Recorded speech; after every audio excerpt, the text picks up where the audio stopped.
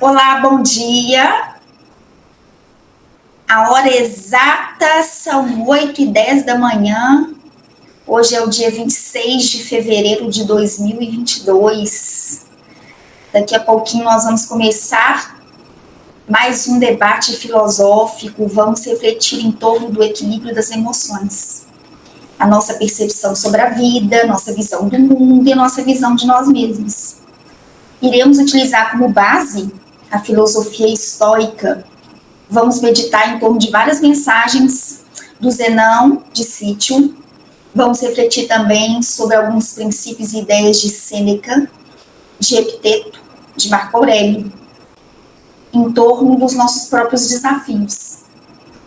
E visualizar alternativas para, como propõe a própria filosofia estoica, nos blindar contra as adversidades, buscando uma leitura diferente em torno da vida, buscando um fortalecimento interior para nós enfrentarmos nossos maiores desafios. Como nos coloca muito bem o filósofo Nietzsche, o que não nos mata nos fortalece, o que não me mata me fortalece. E hoje nós iremos fazer essa viagem para dentro de nós mesmos, buscando compreender melhor as nossas próprias emoções. Então, faremos a primeira parte, uma parte expositiva. A segunda parte, nós iremos refletir juntos no debate filosófico. Esse debate filosófico acontece todo sábado, de 8h30 até as 11 da manhã. Uma primeira parte introdutória e a segunda parte, um debate entre todos os participantes. É um acontecimento virtual e que, de acordo com o lugar que você esteja assistindo essa aula, você pode entrar em contato conosco para você participar ao vivo, para que você possa interagir, perguntar, fazer as suas colocações e buscar sentir a filosofia para, como de fato propõe o estoicismo, que é uma filosofia para se viver, uma filosofia que é prática. Então, venha conosco refletir e meditar sobre a grandeza humana e todas as suas potencialidades de viver e viver com qualidade, viver bem. Então, não se esqueça de deixar o seu like. Combinado? Se ainda não é inscrito no canal, se inscreva.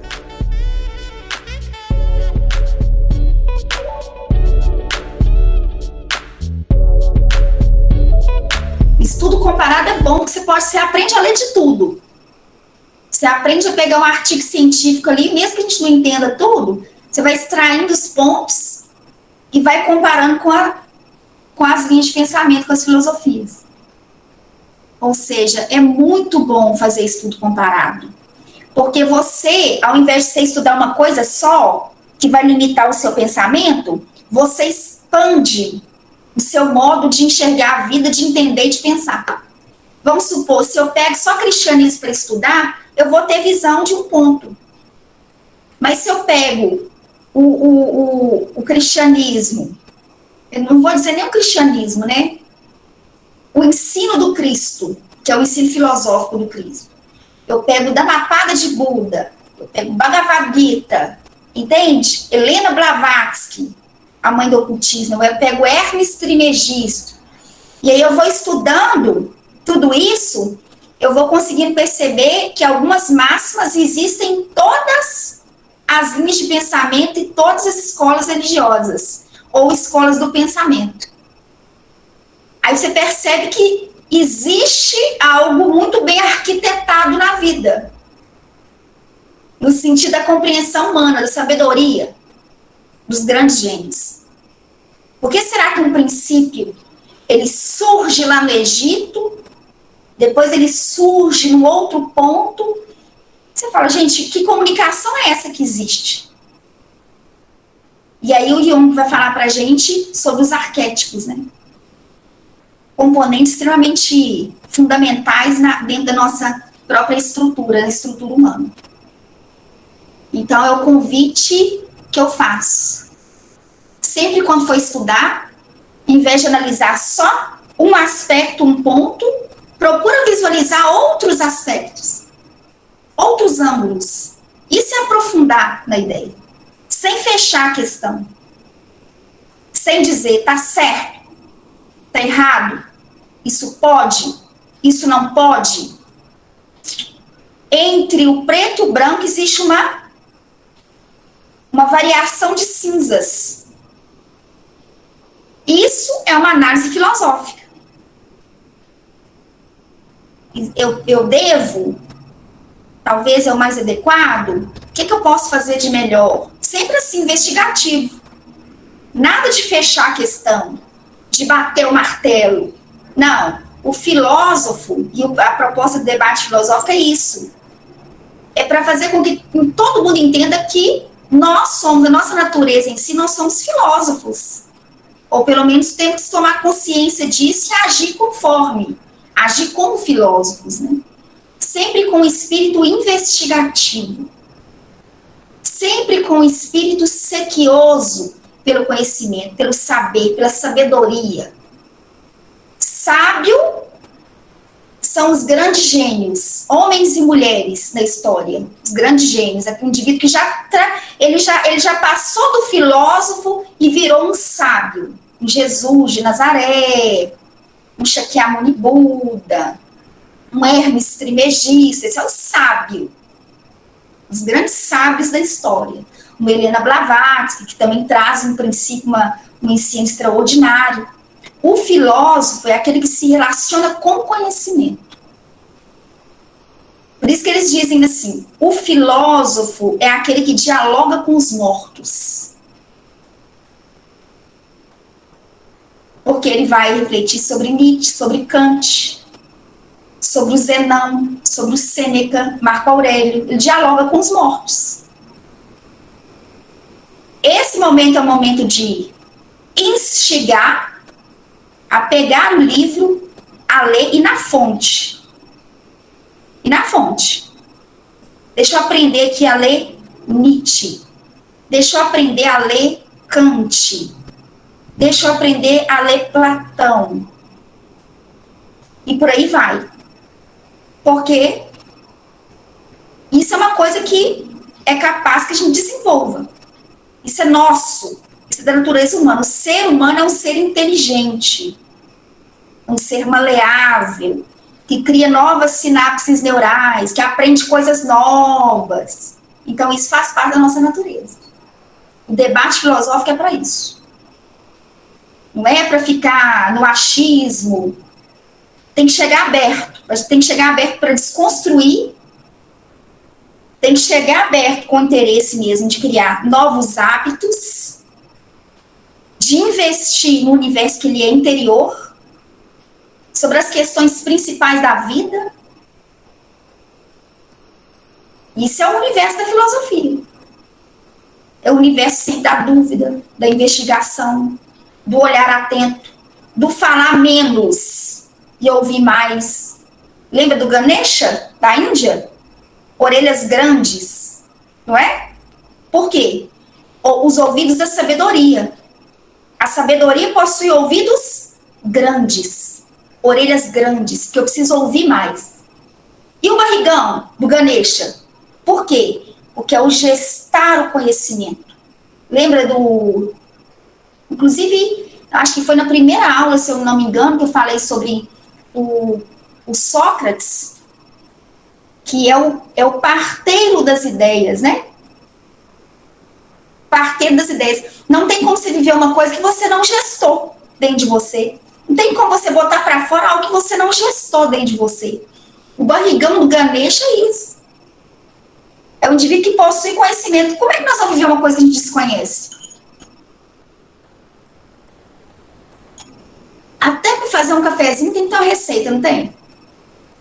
Tem que ter uma receitinha para fazer o cafezinho. Vou contar um segredo aqui. Quando eu vou na casa de alguém, a pessoa, você aceita um cafezinho? Eu falo, só um dedinho. Que eu vou provar primeiro. Porque eu sou chata pro cafezinho, não sou boba. Senão a pessoa bota uma copada assim, ó, e o café tá ralo e doce. Não desce, não. Você já tem essas técnicas assim de... Uns gostam mais fortinho, o outro mais fraquinho. O outro vai saber o jeito que você gosta do café? Não. Se até pro cafezinho, cada um gosta de um jeito. Doce e forte. A Jaqueline. Jaqueline já colocou para a preferência. O ideal é a gente ir para um lugar, vamos supor, então vamos fazer um cafezinho aqui em casa aqui. Várias garrafinhas de café. Não é assim a vida? Tem que saber lidar, não tem? Agora vamos pensar, se para fazer um café você tem que ter uma receitinha, que é um jeitinho que você gosta do café, imagina para a vida, gente. Quanto mais conhecimento você tiver, melhor para você. Quanto maior a ignorância, mais manipulável, mais marionete, mais o indivíduo ele se debate consigo mesmo, frente às suas próprias emoções, que inclusive é o nosso tema de hoje, nós já vamos entrar. Equilíbrio das emoções. Será que isso é possível? Equilíbrio das emoções. Vamos pensar numa coisa. Já aconteceu com vocês de vocês tomarem uma decisão, uma atitude infeliz, impensada, impulsiva, e depois você parar e falar, nossa, como eu me arrependo. Ou até sentir vergonha. Nossa, o que eu fiz aqui, meu Deus? Tivesse parado e pensado um pouco mais. Por que eu fiz isso? E aí o Renato Teixeira, numa música bem famosa, que o Almir Sater fala com esse aí psicografou a música. Ele diz assim, Renato Teixeira, ele fala assim, penso que cumprir a vida seja simplesmente compreender a marcha e ir tocando em frente.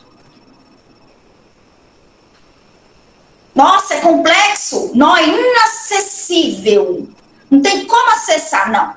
Penso que cumprir a vida não é viver ao léu, sem meta, não. Penso que cumprir a vida seja simplesmente, não vamos complicar, não. O que complica é o ego. O ego complica. É quando a pessoa fala assim, eu até queria, mas eu não consigo, é tão difícil. O que a pessoa está dizendo? Eu não quero. A pessoa está dizendo, eu não quero. Prefiro continuar como eu estou. Penso que cumprir a vida seja simplesmente compreender a marcha. Eu preciso compreender. Felicidade está no fim da jornada? Não. A felicidade está no modo que eu faço a jornada. A felicidade está nas estações da vida. Não está no fim da jornada, não. Eu crio uma expectativa. Quando eu chegar lá... Não, a felicidade está no modo que eu faço a jornada. É a nossa percepção sobre a jornada. Compreender a vida... Penso que cumprir a vida seja simplesmente compreender a marcha, preciso compreender a marcha, como se vive, e ir tocando em frente. É a perseverança. Você estabelece uma meta, porque nós somos o que a gente quer ser. Vamos guardar isso? Porque isso é importante. Nós somos o que queremos ser. Nós somos produto de nós mesmos. Vou achar aqui uma frase do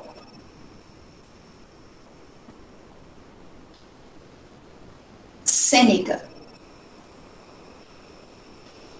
Se um homem não sabe para qual porto navega, nenhum vento lhe é favorável. Sêneca. Se o homem não sabe para qual porto navega, nenhum vento lhe é favorável. Primeira coisa, você quer ir para onde? E não é para onde de lugar, espaço físico. É a sua meta interior. O que você quer ser? Que aí os ventos serão favoráveis. Eu sei para onde eu vou. Penso que cumprir a vida seja simplesmente compreender a marcha e ir tocando em frente. Tem que saber para onde eu vou, para eu tocar em frente. É a perseverança, é a persistência. Olha, já percebi que o meu desafio é lidar com as minhas emoções. O que eu vou fazer? Eu vou investir nisso. Eu vou virar uma pessoa que pesquisa, que analisa, que busca conhecimentos para eu aprender a lidar, porque eu já percebi que esse é o meu desafio. Rose, mas será que é possível? Que é um outro ponto interessante a gente pensar o seguinte: se a gente fica olhando muito para fora, se comparando, ou tomando pessoas como espelhos, como exemplos, nós podemos nos frustrar e nos iludir, nos enganar. Porque geralmente as pessoas, elas justificam determinados comportamentos pelo comportamento de massa. Não, mas todo mundo faz assim. Mas hoje em dia, diante do que nós estamos vivendo, não tem como não ficar estressado. Tem, é só você escolher não ficar. Você não é uma marionete ou é? Aí a pessoa está dizendo que é. Ela não entendeu ainda que ela pode ter autonomia. Deixa o pau quebrar para lá. Inclusive, teve 2 casos interessantíssimos de assalto em lanchonetes, onde o assaltante veio e botou a arma de todo mundo. Uma hora era um rapaz que estava em Angra dos Reis, ele estava comendo no balcão. Veio o rapaz armado, botou a arma na cara de todo mundo, pegou o celular. Ele fez só assim, ó. Entregou o celular, continuou comendo o lanche dele tranquilamente. E a câmera filmando aqui, ó. E todo mundo desesperado, tenso. Ele entregou o celular e continuou comendo. E o pessoal levantou das mesas e ele lá continuou comendo. Isso gerou um... E um outro caso foi uma moça que estava sentada com o namorado. Outras, chegam 2 assaltantes e começa a assaltar todo mundo, pegar telefone, vai no caixa, rouba o caixa, pega o dinheiro do caixa. E o rapaz, quando viu o assalto, ele levantou e saiu correndo. O que a moça fez? Estava comendo o lanche, continuou, o rapaz chegou, o assaltante chegou perto dela, pegou o celular, entregou, continuou comendo lanche tranquilamente. Se ambos, 2 fizeram isso, é possível. Agora, existe uma questão grave, funda. A gente, às vezes, quer ter controle do que a gente não pode ter. Tem coisas que não estão na nossa alçada. Nós não temos controle das coisas que nos acontecem, que acontecem fora. A gente tem controle, sim, de como eu reajo ao que acontece. Um outro ponto importante aqui. Vamos pegar aqui o filósofo. Estamos mais frequentemente assustados do que feridos. E sofremos mais na imaginação do que na realidade. Sêneca. Estamos mais frequentemente assustados do que feridos. Mais frequentemente, nós estamos assustados, desesperados. A gente dá uma importância maior do que ela tem. As coisas. Mais assustados do que feridos. Às vezes a dor, o incômodo, ele é muito mais psicológico do que ele é real, físico. Não estou falando físico do ponto de vista da dor física do corpo, que a dor da alma, ela também é uma dor real, mas ela é uma dor que ela pode ser administrada. E aí, quando ele coloca, e sofremos mais na imaginação do que na realidade, a ansiedade, por exemplo, é excesso de futuro. ansiedade é excesso de futuro. Você sofre por coisas que talvez nem aconteçam.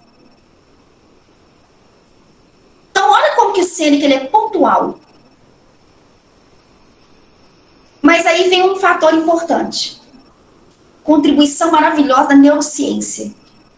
Sabe o que a neurociência coloca pra gente?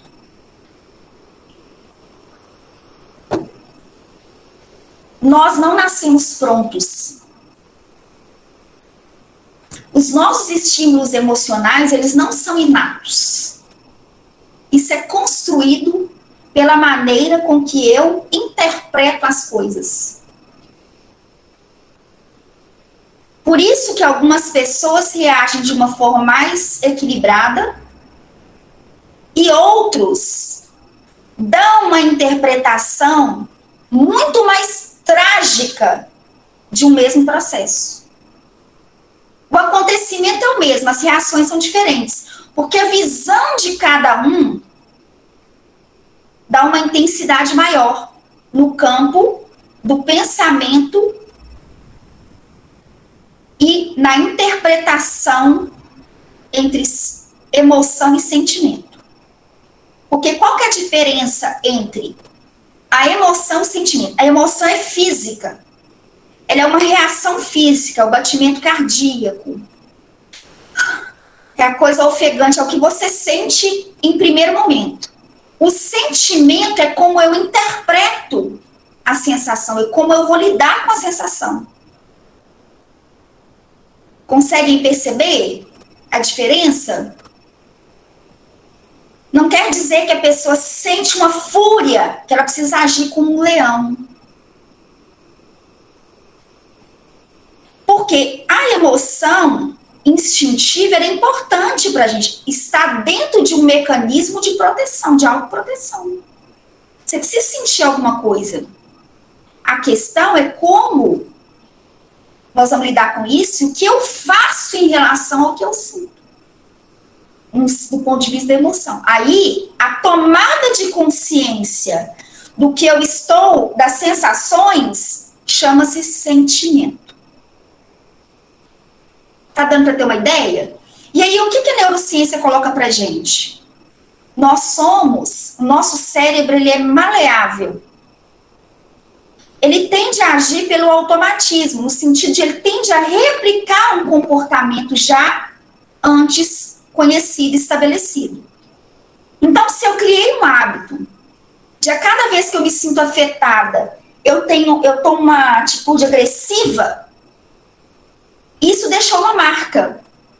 A tendência será, num outro momento, em que eu me sentir afetada, agredida de alguma forma, a tendência é replicar o já conhecido.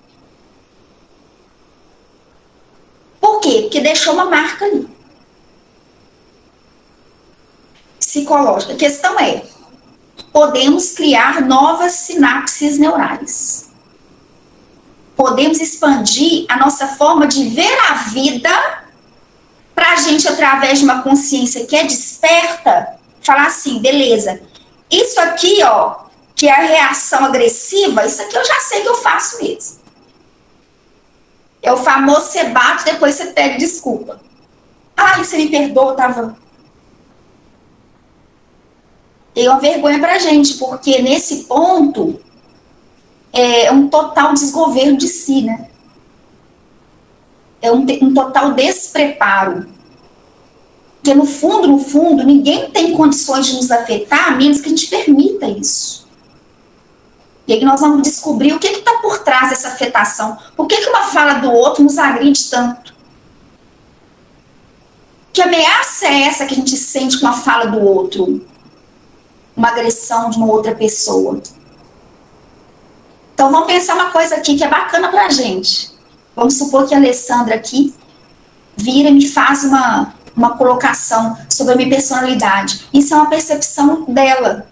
Além da percepção dela, que eu posso até considerar e refletir sobre ela para ver se há fundamento, e nisso aí tem que ter uma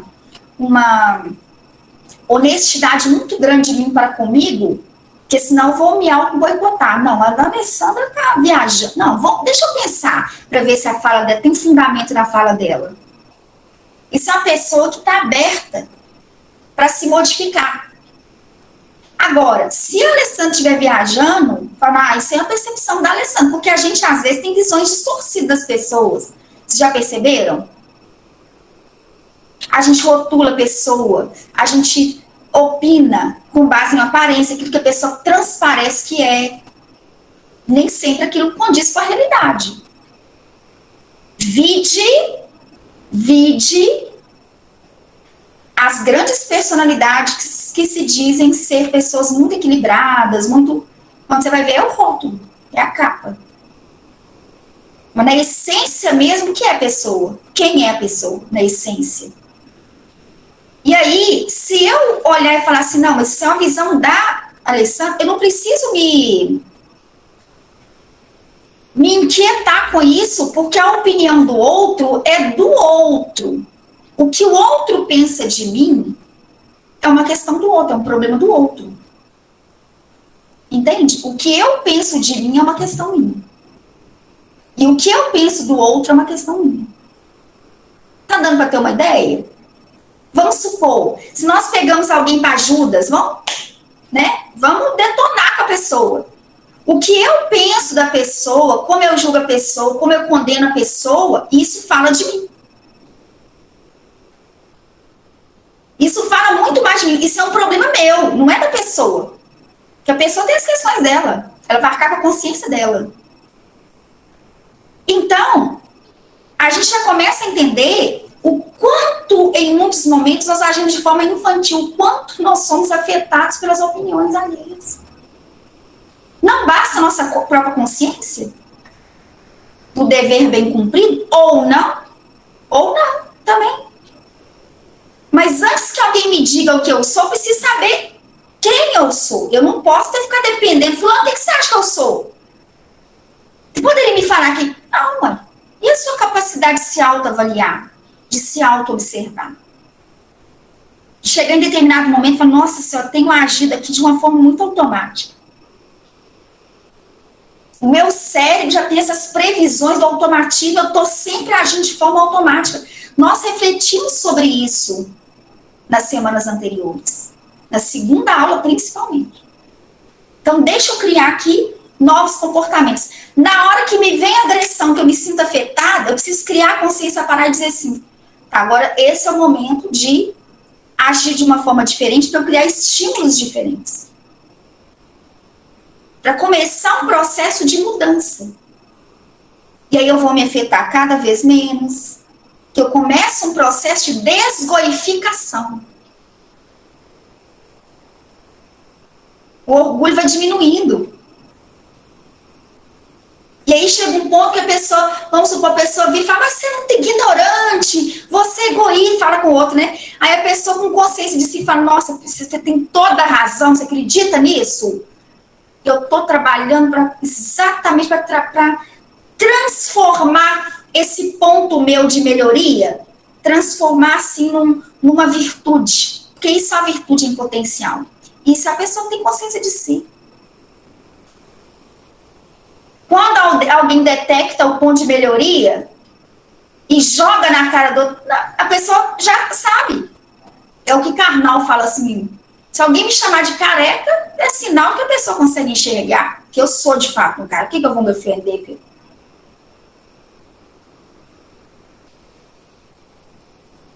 Entendi isso. Por que a gente se afeta tanto? Então, a primeira coisa é como eu interpreto as coisas.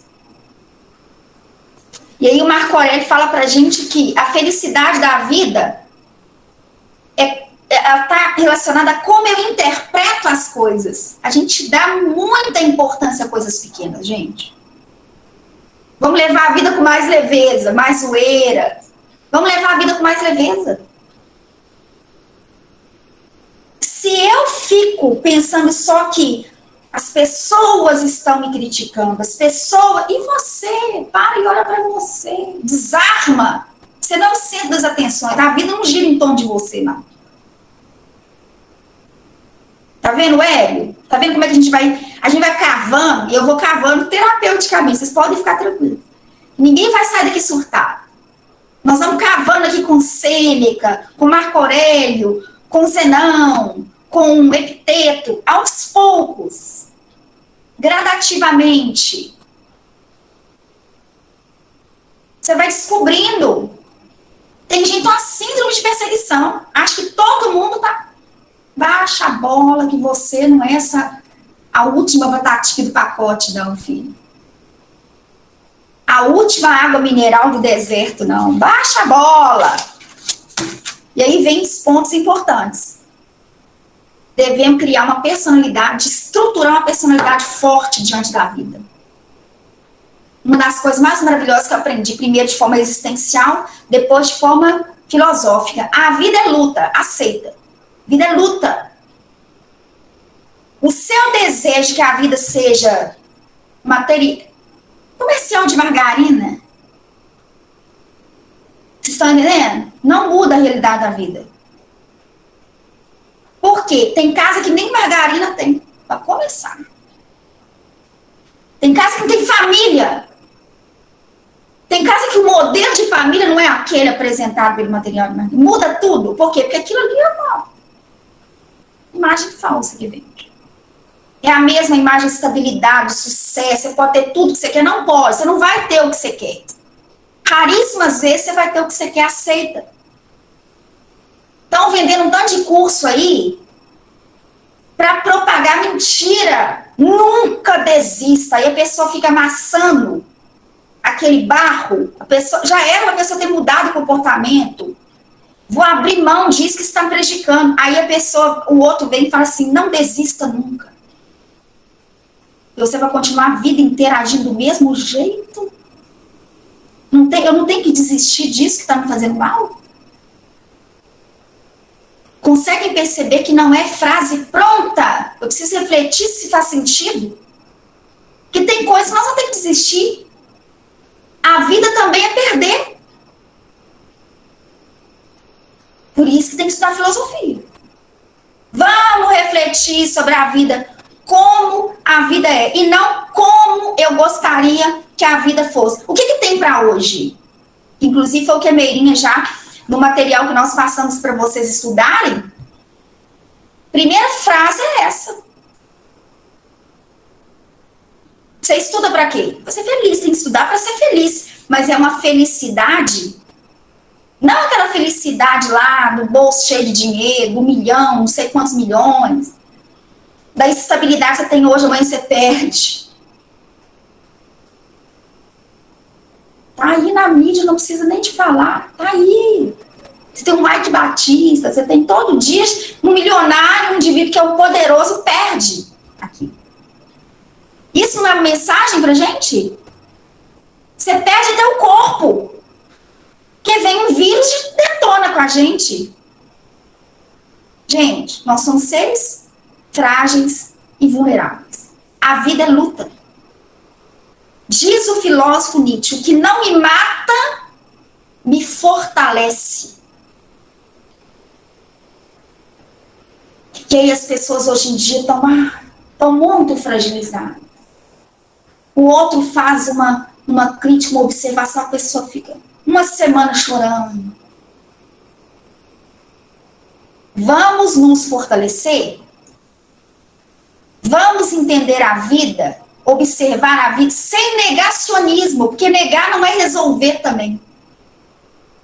Não, eu não assisto televisão, eu não quero acesso a nenhuma informação trágica, e aí a pessoa cria uma bolha, ela pensa que está ótima, não está negando. Vamos dizer, negacionismo. É negacionismo da realidade e é um negacionismo da dor. Por exemplo, existe uma tristeza, uma melancolia profunda. Não vou. Deixa eu mudar o pensamento aqui. Eu ligo um show da Ivete Sangalo, eu ligo um Cláudia Leite, eu boto ali o Exalta Samba. Eu nem sei, Exalta Samba existe ainda? Eu não sei, mas o fundo de quintal eu sei que existe, bom demais. Deixa eu ver o carnaval aqui de 2018. Teve teu carnaval de 2018? Teve carnaval, o pessoal que foi. Eu fui também. Carnavalzinho, bom demais carnaval. Mudar aqui o padrão, tá? Mas que hora você vai enxergar a sua melancolia, sua tristeza profunda? Porque você tem que olhar para ela, negar não vai resolver, não. Vide o índice de suicídio que está gigantesco. Não vamos falar sobre o assunto do suicídio, porque senão incentiva as pessoas a cometer. Não, a gente só coloca poeira, sujeira debaixo do tapete e as pessoas continuam se matando. Negar resolve? Não. Então, a primeira coisa não é negar. A vida é assim, gente. A vida é luta.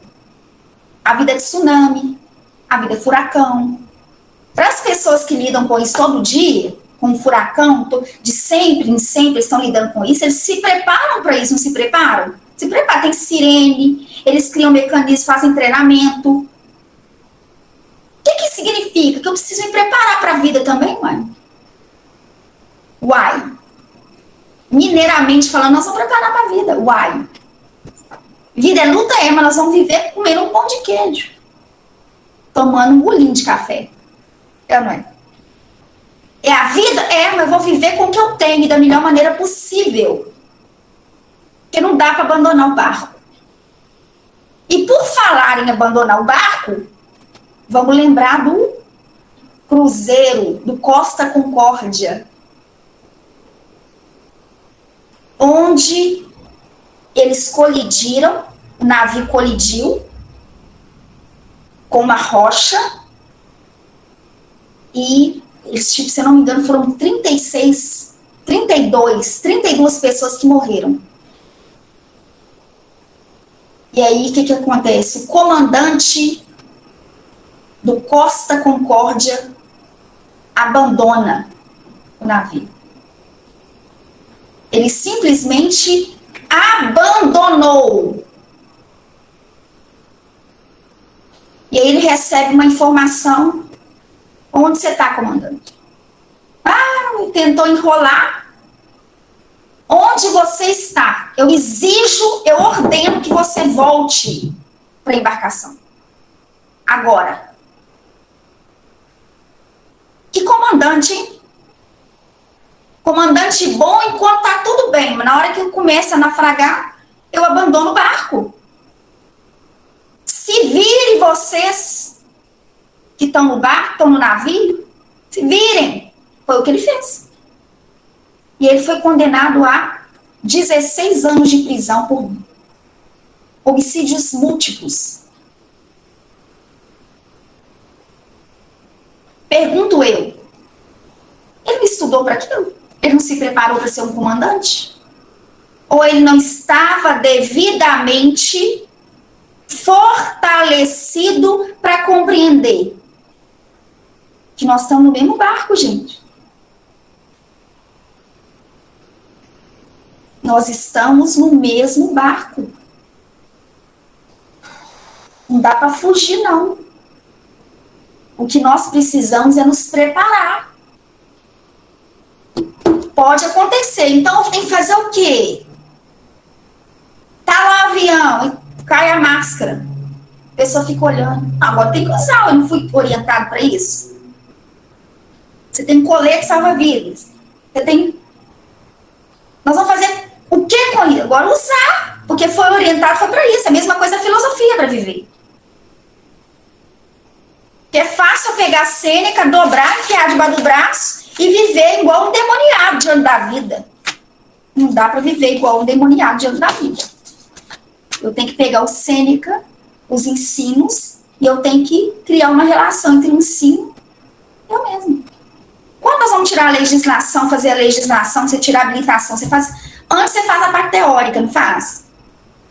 Tem uma matéria lá que é aquaplanagem. O que eles orientam?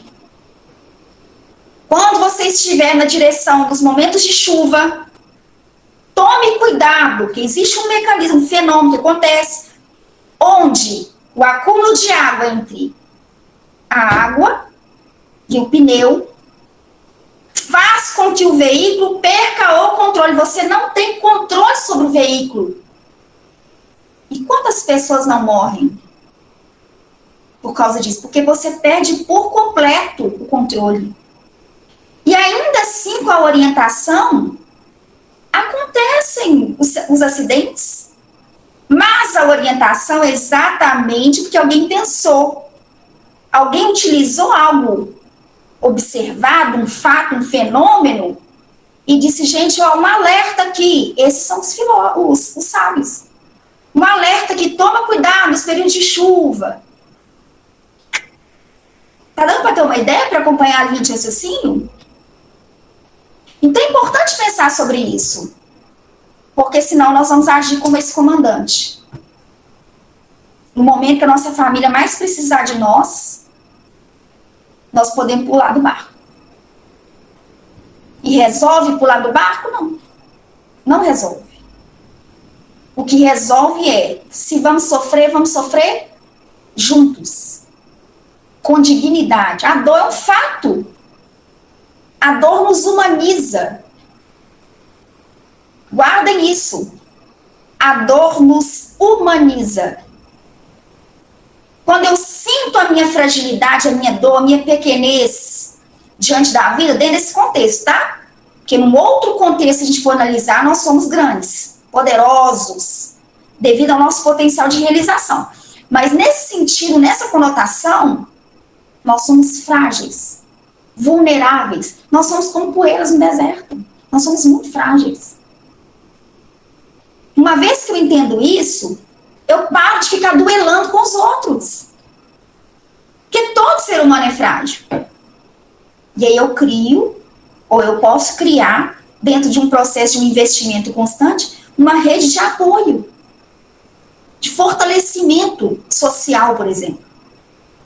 As comunidades mais simples sabem muito bem sobre isso. Porque nas comunidades, nas favelas, nos aglomerados, onde existe a carência, onde existe a dificuldade, a solidariedade é mais presente. Porque a pessoa sabe que não é ter o que é não ter um gás.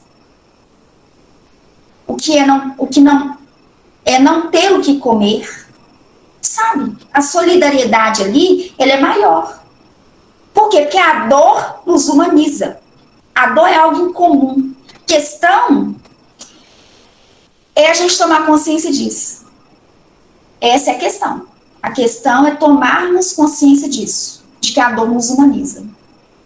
Para a gente tentar fazer uma leitura para além da agressão. Sabe? Então, assim, frente aos desafios da vida, eu tenho que criar um caminho do meio. Eu não posso nem tombar para negação e nem tombar para histeria, o desespero. Senão eu pulo do barco igual o comandante. Eu preciso do caminho do meio. E aí, quando eu observo, quando eu penso sobre isso, eu entro em determinados pontos que é o seguinte: como será, por que será que essa pessoa está tendo essa atitude agressiva? Esse ódio todo, porque pessoas matam por pouquíssimas coisas, vocês já perceberam isso, né? Que dor é essa? Que fragilidade é essa? Que sensibilidade é essa que a pessoa tem e não sabe lidar com isso, a ponto de partir para cima? Porque vamos ver aqui, vamos pensar, pensem comigo, ver se faz sentido. Você pega um indivíduo que é um tipo machão. Tipo machão. Ó.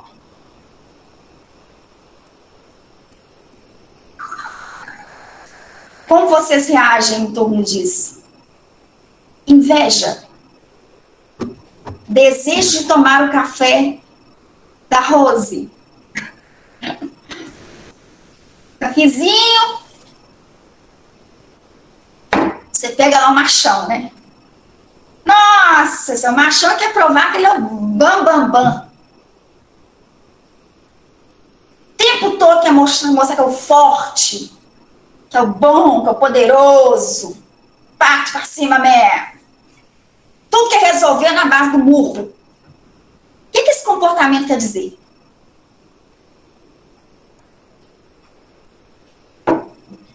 O mais sensível é o machão. O mais fraco é o machão. Que é o indivíduo forte. forte psicologicamente. Ao outro lá, ó, o outro tá para lá, a pessoa tá aqui. Forte, a gente tem um hábito de achar que forte é um Gengis Khan, um Napoleão, um Alarico. E aí vai, os homens de guerra. Não, esses são os mais frágeis, um Hitler. Tanto que na hora que a situação ficou complicada para ele, você sabe o que aconteceu, né?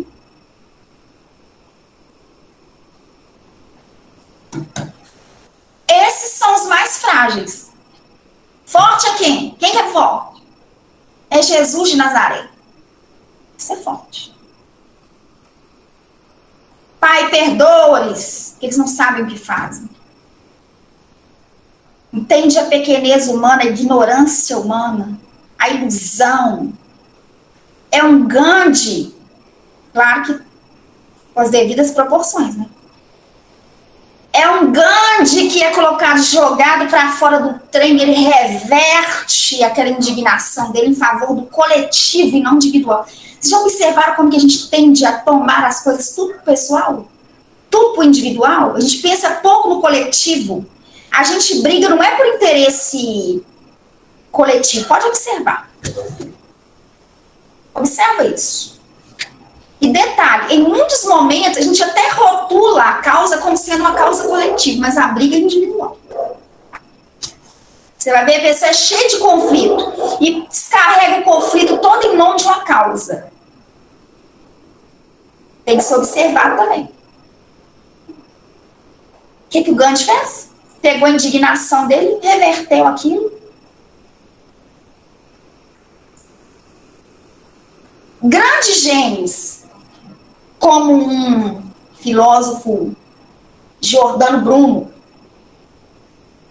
condenado à morte, sem negar os seus princípios, defendendo os seus princípios. Esse é o corajoso. É um Sócrates, que os discípulos subornaram o carcereiro.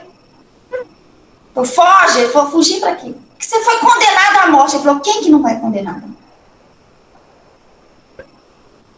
E a esposa fala, mas você foi condenado injustamente. E ele pergunta, mas você queria que fosse justamente?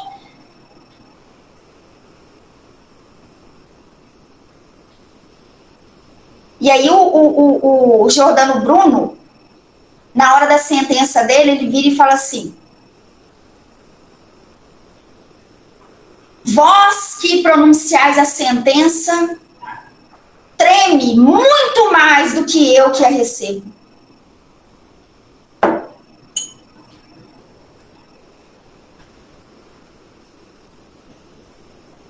Esse é o forte. Agora o indivíduo que pensa que é o todo poderoso, que é isso, que é aquilo, primeiro, que tem resistência curta, que hoje em dia o povo tá indo pra bala. Tá indo pra bala. Tá conversando, tá brigando menos e indo pra bala. E é uma pessoa extremamente fragilizada. E aí, você vai partir para cima de uma pessoa emocionalmente fragilizada? Você vai entrar nessa? Tem que criar um certo distanciamento e enxergar as coisas como as coisas são. Outro ponto importante. O caos não tem programação para o caos, para o desafio, para um acontecimento trágico, para um término. Não tem. Não tem planejamento. Eu tenho que me preparar antes para aquilo. Isso não é ser pessimista, tá? Isso é enxergar a vida como a vida é e estar preparado, no sentido das frustrações. Nós lidamos com as coisas de uma forma a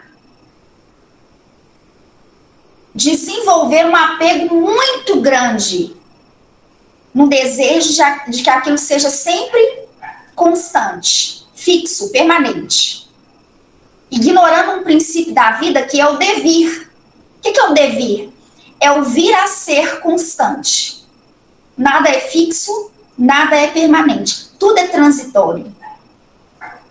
Quando eu compreendo isso, eu lido com as coisas de uma forma diferente, porque eu vou desfrutar, entendendo que a grandeza da vida é desfrutar naquele momento presente, que amanhã pode ser que eu não tenha mais. Eu, com muito mais totalidade, vivencio as experiências.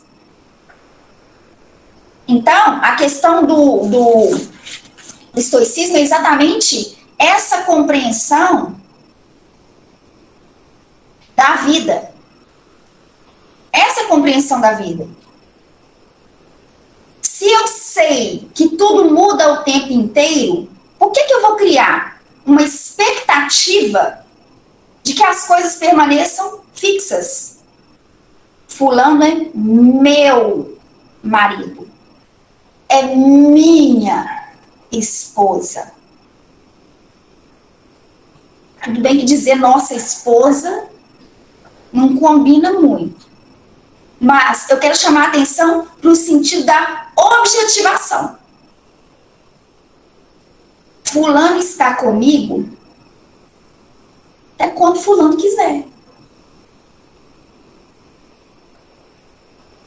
Compreende isso? Porque se fulana ou fulano chega em determinado momento e dissesse assim, Rose, nesse caso fulano, dou conta de você não. Vaza. Eu vou fazer o quê? Eu vou matar? Eu vou fazer o quê? Eu vou agredir? Eu vou me matar? E aí o que o estoicismo fala? Vamos nos conformar? E aí a pessoa fala, tá falando que nós temos que ser conformistas? Vamos entender as palavras dentro do contexto que as palavras estão inseridas. Que a gente não pode tomar as palavras como se as palavras tivessem um sentido único.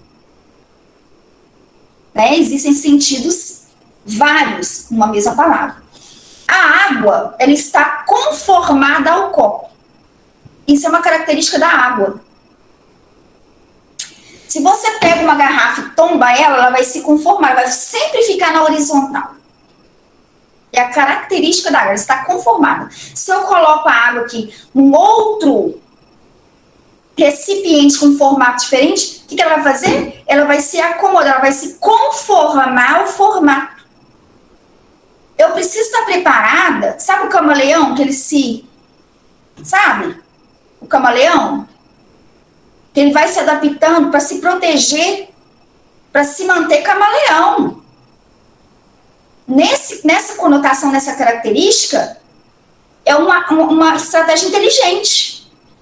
Deixa eu me conformar a essa nova realidade. Olha, não era muito bem o que eu queria, o que eu esperava. Tem como a gente fazer alguma coisa para corrigir, para melhorar? Não tem. Acabou, acabou. E aí? O que eu tenho para hoje é isso. Acabou, acabou. Eu preciso lidar com os meus apegos. E aí eu preciso descobrir uma forma de me manter saudável, mesmo diante dessas experiências. Consegue compreender? Essa é a linha. Basicamente, essa é a forma com que o estoicismo ele coloca pra gente sobre esse segredo de lidar. Como é que nós vamos nos blindar contra aquele sofrimento extremado da vida? Agindo como a água. A água, ela perpassa pelo leito do rio, pelos obstáculos, e ela vai enfrentando os obstáculos. Vamos aprender com o livro da vida, com a natureza? O Gurdjieff diz assim, a rigidez é boa na pedra, mas não no homem. Rigidez é útil na pedra. O ser humano tem que ser flexível. O ser humano tem a capacidade de se adaptar. Ah, mas aí eu vou negar minha dor, meu sofrimento? Não, deita, chora, bota pra fora. Agora, quem viveu em totalidade, quem viveu bem, quem aproveitou bem, vai sentir menos, tá? Porque viveu bem. É igual a desencarnação de familiar, de um ser amado. Quando você curtiu a pessoa, fala, não, mas eu tenho tanto momento maravilhoso com essa pessoa. E aí você se pega, às vezes, rindo das coisas que você lembra. Você sente saudade? Sente, mas é uma saudade gostosa de se sentir. Não é uma coisa, eu queria tanto ter aproveitado mais o fulano. Não, o momento que eu tive com o fulano foi intenso. Todas as vezes que a pessoa precisou de ajuda, eu estava ali para ajudar. Eu fiz o meu melhor em relação à pessoa. Faria muito mais se eu tivesse a oportunidade. Percebe isso? Do que quando a gente não vive bem e aí dá um pesar. Nossa, podia ter aproveitado. Nossa. E aí vem culpa. Isso pode ser aplicado em várias questões. O desemprego. Eu conheço uma pessoa que tinha um cargo numa empresa, assim, um cargo muito bom, um salário muito bom, de repente perdeu o emprego. E ele, numa idade, uma certa idade, falou, e agora o que eu faço? Tentando arrumar um emprego, e devido ao cargo e o salário e a idade, começou a ter muita dificuldade. E aí, gente? Se eu estabeleço para mim que eu sou uma coisa fixa, rígida, não, porque eu tenho. Se a pessoa não perceber novas possibilidades, não criar, porque crise é isso, né? Crise é o mesmo que oportunidade.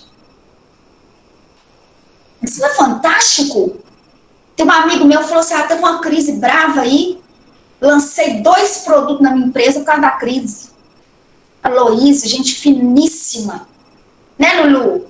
Gente finíssima. Lancei 2 produtos novos com base na crise. Ao estímulo, ó. Isso estimula a gente. Não, então a gente pode ficar reclamando, ó vida, ó céus. Não, porque fulano fez isso comigo, porque Beltrano, aí fica 10, 20 anos arrastando um defunto. Enterra o defunto. E vão viver. Na hora que tiver que chorar, chora. Na hora que não tiver que chorar, não chora. Vão pensando aí, hein? As perguntas, os comentários. E aí, o que a gente vai descobrir? Então, o negócio mesmo é encarar a vida. O negócio é encarar. Eu sou uma pessoa muito feliz. Muito mesmo. Tem vários picos de felicidade, assim. Eu devo isso aos meus pais. Eu estava até conversando com o meu psiquiatra esses dias, fui fazer consulta de rotina, né? E aí ele perguntando como é que estava a família toda, um indivíduo extremamente humanizado, sabe? Exatamente, enterro de defunto para nascer mais gente. Ó, Lulu. Ô, Lulu, vou copiar essa aí, viu, Lulu? A partir de hoje eu vou usar. Enterro de defunto para nascer mais gente. E aí, eu conversando com o meu psiquiatra, ele é um indivíduo humanizadíssimo, assim. Uma percepção, sabe aquele psiquiatra que você fica horas, assim, conversando com ele, tudo, e ele tem realmente interesse para saber como é que você tá, como é que sua família tá. E ele perguntou, Rose, como é que vocês estão com a situação, né, com o fato que aconteceu a questão da minha sobrinha, né? Para quem não sabe, uma sobrinha de 28 anos, ela foi assassinada junto com a bebezinha dela de 1 ano e meio. E aí, já, dia 25 de janeiro fez 1 ano. E ele perguntando como é que a gente estava com tudo isso e tudo. E eu falei com ele, eu falei, o doutor, o nome dele é Mohamed, falei, doutor Mohamed,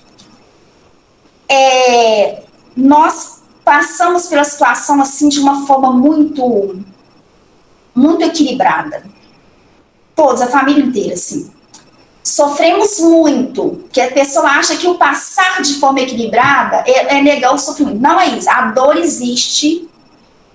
A gente não nega a dor, mas a forma com que você toma as decisões, como você age, é com dignidade. E aí eu falei com ele, mas a gente deve isso aos nossos pais. Por quê? Os nossos pais, a minha mãe e meu pai, eles criaram a gente de uma forma assim muito... Como eles sofreram muito na vida, infância e tudo, eles criaram a gente com essa percepção da vida, de que a vida é luta. A vida é luta e você precisa lutar. Você não vai... Como se diz tem um filósofo que fala, né? Você não tem que... Deixa eu andar para trás aqui. Aí o Pondé, não, o Clóvis de Barros até brinca, né? Ele fala assim, a gente não deve andar para trás, nem pegar impulso.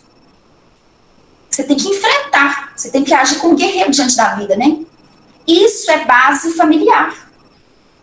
Como os meus pais nos criaram assim, dessa forma, isso nos proporcionou uma estrutura psicológica mais forte para enfrentar as coisas.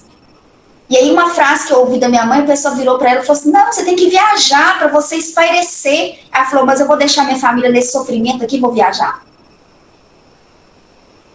Consegue perceber? Isso é gente forte. É gente que enfrenta as coisas. Então eu falei com ela, não tinha como ser diferente. Isso não é mérito nosso.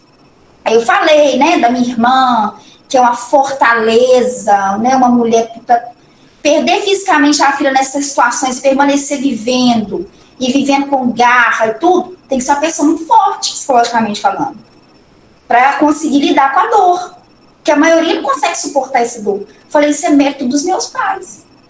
Por que eu estou colocando isso? Porque é importante que a gente compartilhe com os nossos amigos, com os nossos familiares, com os nossos filhos, sobrinhos, que a vida é isso. Não pode ir com a visão muito romantizada. Isso prejudica as pessoas. Isso faz com que as pessoas se iludam em relação ao que de fato a vida é. Então, é um modo da gente... Vamos nos preparar aqui psicologicamente. Não é que você vai ficar esperando o trágico, não. Não é isso. Você vai desfrutar da vida. Se vier o trágico, olha, é o que tem. Vamos lidar com isso. Então, para os estoicos, o ponto mais importante é você não negar, você se conformar nesse sentido de se adaptar às questões e procurar viver ainda assim da melhor maneira possível. Nós temos na internet aí exemplos de pessoas extraordinárias. Pessoas que adoeceram, pessoas que perderam vários membros, pessoas que a todo momento estão... É o super-homem que o Nietzsche, filósofo Nietzsche, coloca pra gente, que é o homem que se supera a todo momento, é o ser que se supera. O super-homem do Nietzsche é esse. Não é o Homem-Aranha, não. A Mulher-Gato. Não. É o ser que se supera. Você pega um Rogério Fernandes, vocês conhecem ele? Aquele era modelo, e aí ele ficou paraplégico. Baita esportista. Ele falou, fiquei 6 meses de cama, chorando, profundamente triste, com depressão, até que um dia falou, não, eu tenho que viver. Tem uma vida pela frente. Desistir não é escolha, tá? Nós não temos essa escolha. E aí ele conta que a primeira vez que ele foi participar de uma corrida de cadeirantes, ele não tinha nem cadeira direito para correr, né? E aquilo ele colocava assim, ó, e sangrava, que ele não estava com estrutura adaptado direito. E ele falou, não, vou ter que enfrentar, vou até o fim. A questão não é ganhar, não. A questão é eu me superar. Que aí é um outro ponto, né? A questão da frustração em relação à comparação em relação ao outro, né? Compare-se consigo. Compare-se consigo. Você tem que ser a sua referência. Eu tô hoje melhor do que eu estava ontem. Se olhar para o outro e falar, não, que inveja do outro. Deixa o outro, a vida do outro. Às vezes a pessoa está 10 anos à sua frente de investimento num hábito. Compare-se consigo. 4 virtudes estoicas. Prudência, justiça, temperança e fortaleza. As 4 virtudes principais do estoicismo. Prudência, justiça, temperança e fortaleza. Temperança, moderação dos prazeres, a satisfação, querer ganhar o tempo inteiro, querer que a vida seja doce demais, geração fast food, miojo, tudo pronto, tudo rápido. Baixa a bola, temperança. Calma. Entenda que a vida é processo, é tempo. Imagina o ego. Começa a estudar hoje, amanhã eu já quero viver de forma plena. Como Dalai Lama. Ih, baixa a bola. Até para você aprender meditação, criar o hábito de meditação ativa, é investimento. Você começa 3 minutos, 5. Se você já senta, eu nunca meditei, aí você quer meditar 30 minutos. Vai gerar mais tensão, tá? Seja humilde, aprenda a começar de baixo. De baixo. E aí vem a fortaleza, que é resistir ao desejo de querer ganhar o tempo inteiro, ao desejo de querer sempre um afagozinho moral. A pessoa fala de uma forma mais firme com você, você já fica chateado com a pessoa. Eita! Você é de vidro? Vai pro conteúdo que a pessoa falou, não é a forma com que a pessoa falou, não. Senão não vai ler Nietzsche, não vai ler os grandes que têm uma linguagem e filosofia do martelo. Não vou nem usar essa palavra aí, esse termo aí, porque é delicado. Essa geração que está fragilizada demais, você não pode falar nada. Tem coisa que não pode mesmo. Tem coisa que não pode falar mesmo, não. Passou da hora de mudar.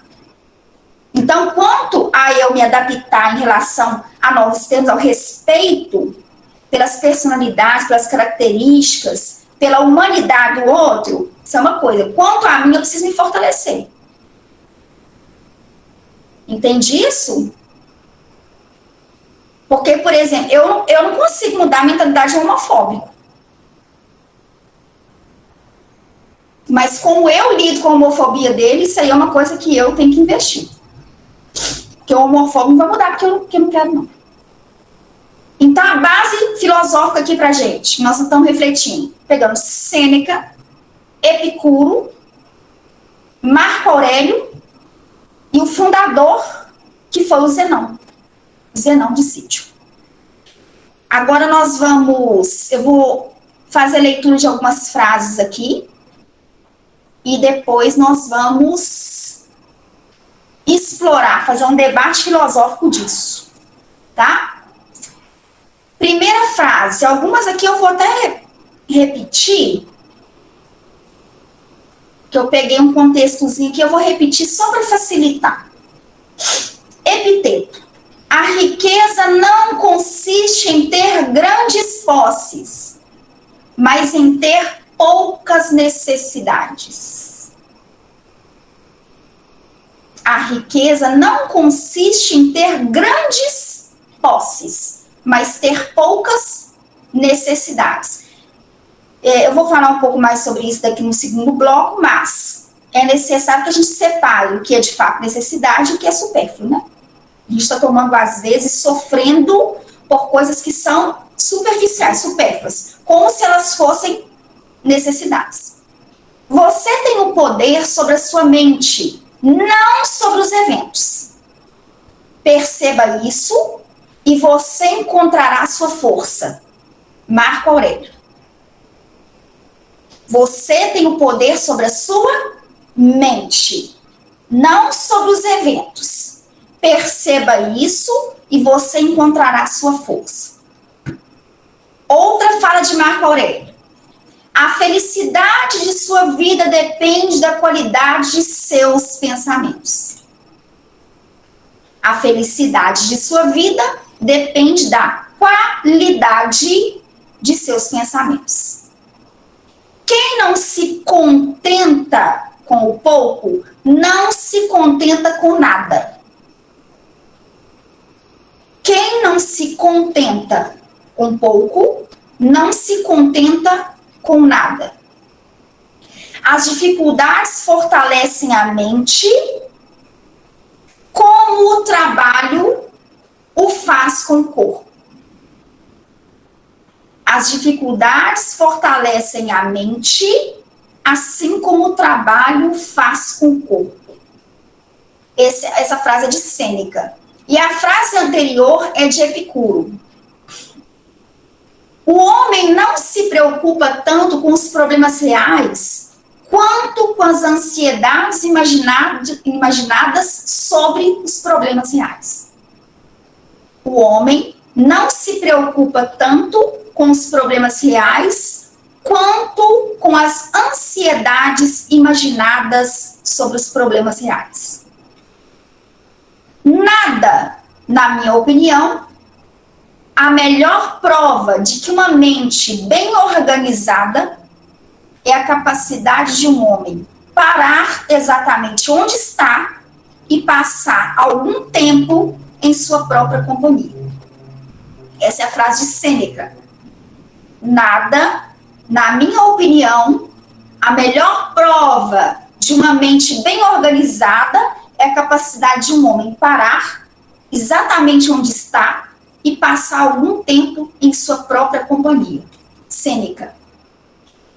É loucura o homem orar aos deuses por aquilo que ele tem o poder de obter por si mesmo. Essa eu acho maravilhosa. Todas são maravilhosas, mas vejam bem essa fala, essa frase.